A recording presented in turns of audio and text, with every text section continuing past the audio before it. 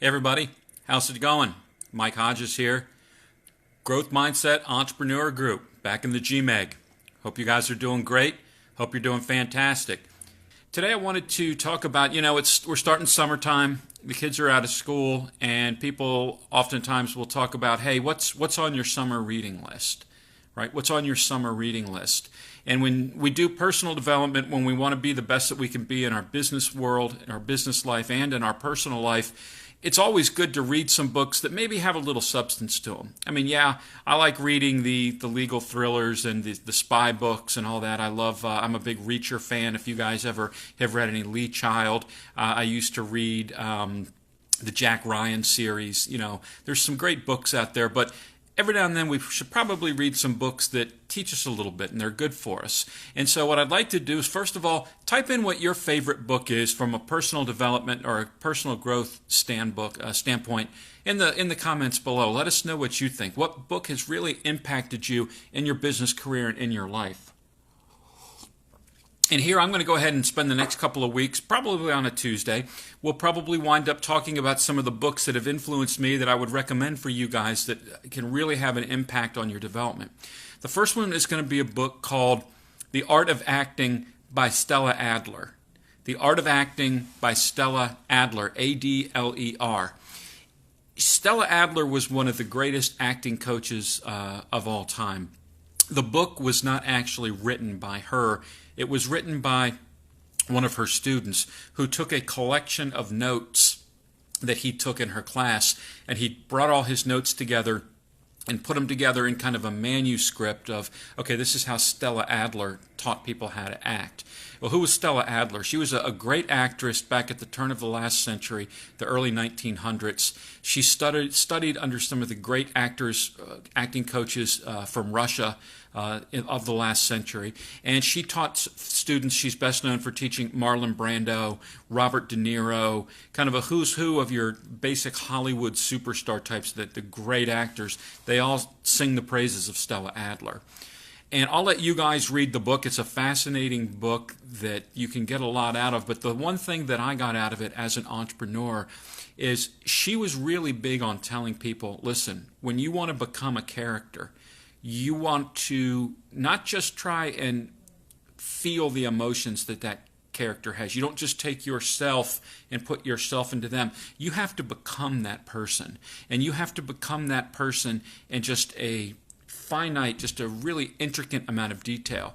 The thing that jumped out at me in the book was there was a passage where she was saying if she was going to teach someone how to play Hamlet, she would never even start with the dialogue. She said, that would be a waste of time. I'm not going to even worry about the dialogue. She'd say, I want to see how comfortable you are wearing a sword. Said, I want you to slap a sword on and see how comfortable you are wearing it. Now, of course, most 21st century people are not going to be comfortable wearing a sword, right? Her point was Hamlet would have been. In his time, in his era, a sword was just like the indispensable thing. It was like our cell phone today, right? He would know how to carry a sword, and he would walk differently with it when he was in a military parade versus walking down an alley, maybe thinking some trouble. He'd handle it differently in battle than he would in a ceremony where he was going to knight somebody. A sword and his relationship with it was one of the most intimate and intricate things that he would do, and he was totally comfortable around it.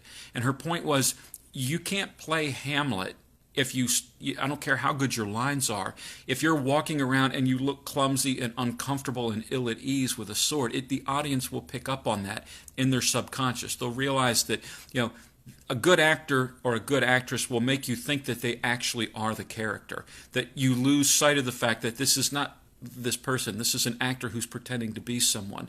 A good actor or actress is someone who can make you feel like they are that character. And Stella Adler's point in this book that I thought was really fascinating, she said, you'll never be able to play Hamlet if you're not comfortable walking around with the sword. So what does that have to do with being a business person or an entrepreneur? Well, I'd like you to think about the role that you're playing, and I think this has a lot to do with some people's discomfort at getting out there, maybe a lack of confidence, maybe a lack of difficulty in putting themselves out there. We all have roles that we play.